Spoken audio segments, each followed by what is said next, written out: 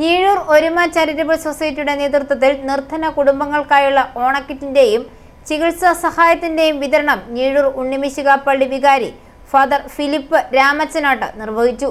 200ഓളം പേർക്ക് 20 ഇനങ്ങളടങ്ങിയ ഭക്ഷ്യക്കിറ്റാണ് വിതരണം ചെയ്തത്.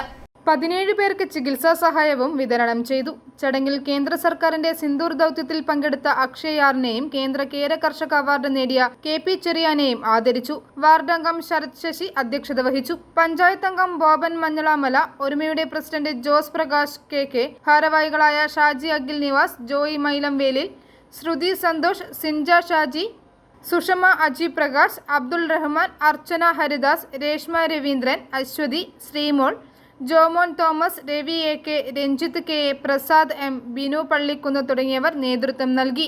i4U news, Ettumanoor.